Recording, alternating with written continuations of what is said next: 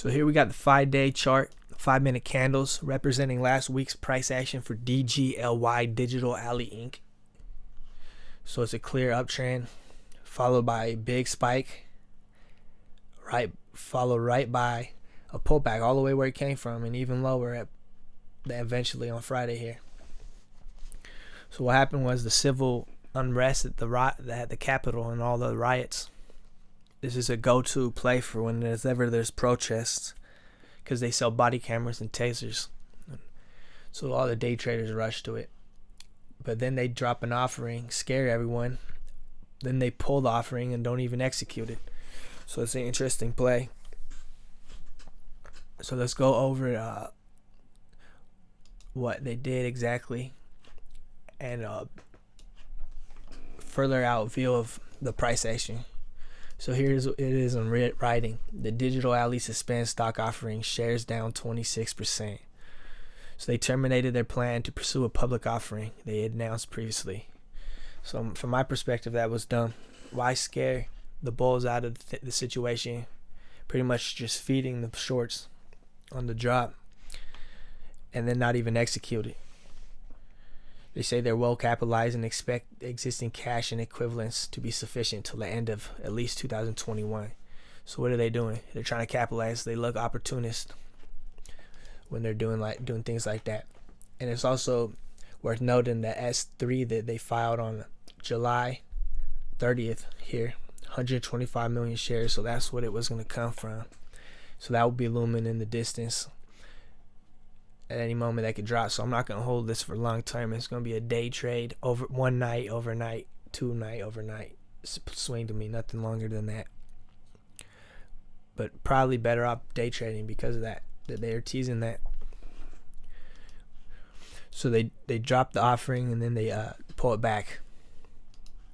So let's look at the price action. It's interesting, I think, on this 100-day daily candle chart. It's clearly a clear pattern. Well, first of all, the uptrend, but look how we bounce off the 200 SMA, get rejected on the 50 SMA, climb back to the 50 SMA, get rejected, bounce off the 200 SMA, get over the 50 SMA, and use it as support 2 times eventually, and then we go under it. Then we bounce back off the 200 SMA on this recent push last week. Now my question is, are we going to hold this as support on the 50 SMA here at 257 like we did over here? And to me, it's looking like that from Friday's action and its candle on the daily. So if that's the case,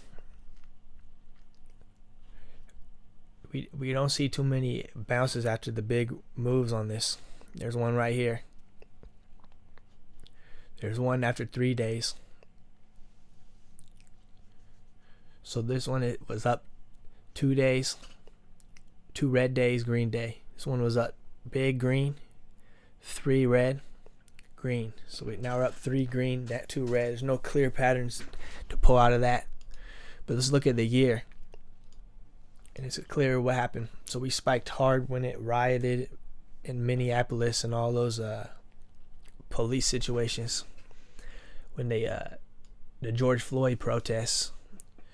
So this ran really hard. Since then, it's pulled back, found the 200 SMA like we've discussed. And we're slowly climbing and curling back up. So this shows the further out resistance that we're going to have from the last movement, the last spike back here in June when they had filed that shelf too. So $3 we're going to see right here. We're going to see a lot at 340, 360. And $4, but we're gonna go back to the 5-minute candles and go to the 7-day chart to get a better feel for the closer resistance and support levels. So first of all, we closed around we pushed in after hours on Friday. We were in the 250s, low 260s, and then we pushed to the 270s in after hours. So that was a good look, and we'll be up in pre-market if it can hold it up. But the first support level is important. It's going to be important. Is 260 to me. Here you can see it on this chart clearly from here here, and here, and we're forming it over here. So I'll remove that after I say it. Next will be 250, and I'm getting that from the top of this, as well as the bottom of the action here, as well as the psychological level of 250. The next one is going to be 235. That's the bottom of that, as well as the top of this and the bottom of these wicks. So you can see it was support, resistance, support. So that will be a heavy level, 235. So those would be the most important support levels, 260, 250, 235, that we can see on this chart specifically. So we see the uptrend. That would be interesting if we can come back. This uptrend, it's going to get higher with time, but $2.90, $3 would be interesting if we can climb back there. $3 will be an interesting big level. If we get back there, can we break it or not? But before that, we're going to see resistance at 275, and we're getting that from the top of this, acted as support briefly here, and then it acted as resistance here. So 275 is going to be the next support level, resistance level. I'm going to remove that. So after that, 285. So that's the resistance here, as well as these three fails. After that, it's going to be 3. As we saw on the 1-year chart, we're going to discuss again, but also right here. After that, it will be 315. And we see that here, and then it was so went from support to resistance. You can see it right there on the chart. My next one is going to be 325, and that's the top of this, and I think we see it in the 1-year chart to it as resistance and support. So let's go back to that for the next levels. So the 1-year chart. So we discussed 3. So after 325, it will be 340, which we're getting from the top of. So we discussed 3. I'll remove that. 340. It's the top of this, the top of this wick. So that will be heavy. Next will be 360. Top of this wick and the top of this wick, as well as a couple of these candles. And pretty much the top of this recent candle. Then after that, we're going to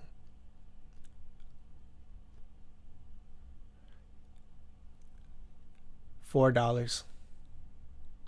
It's about $3.95, but $4, $3.95, same thing, 1%. So it'll be it's gonna be $2.75, $2.85, $3, $3.15, $3.25, $3.40, $3.60, and then $4. Is all points that are gonna be heavy, former support levels or resistance levels that are gonna be good points where you should take profits or use protect your profits if it breaks over. And on the downside, it's gonna be 260, 250, 235, and then we see 220 on here. That will be underneath 235 if it had to, because it's the top of this, the bottom of this candle, and the bottom of this wick actually too. And then below that, it's gonna be 2. If I put it, there's 2. That's clear. It's day. It's the support level here, the support level here, the support level here, as well as the top of this candle over here. And this is the 1-year chart. And we won't have to, I don't think it's going to go under 2 in the brief time that I'll be watching this, so I won't even discuss that. So 275, 285, 315, 325, 340, 360, $4. And between $3.60 and $4, you'd say $3.75 is a psychological level I'd throw in there. or I'd protect profits if it broke. You memorize those levels well, you could day trade it a lot easier. So I find when you on these plays that when you're planned ahead and you know all the resistance and support levels in your head, you could just scalp the hell out of them. So let's go over some of the more of the fundamentals. So the recent 10Q they dropped, they got 26.7 million shares as of November 11th. They got $8.1 million in cash as of September 30th. So, and they're trying to do an offering, which is interesting. What I like is if you compare the 9 months of this year compared to last year, it's barely down during this pandemic. So $8 million last year, now it's 7.7. And then you go ahead and look at their loss. They're losing a lot less money, so that looks good. They're cut down their expenses in the pandemic, but they're still pulling in nearly the same amount of revenue, so that looks good on the fundamentals. They got cash, but I don't like that they're teasing that offering. So that's pretty much with the technicals. The fundamentals on this 10Q. And as for like a long-term history, it's always like looking at this split history and see how many they have. So they had one, but it was in 2012, so a long time ago, 9 years. And it was a 1 for 8. But if you had put $100,000 in from the start of the company, you would have a 1,700. So it's not a long-term investment. It's more of a day trading, scalping, short-term swing play, in my perspective. I'll be trying to juke and jive this next offering that they might drop on us, so I won't be holding overnight too much. Looking for a test to the $3. I think that's realistic, and if it could break 3, I think it would probably push to about 350 at tops, maybe.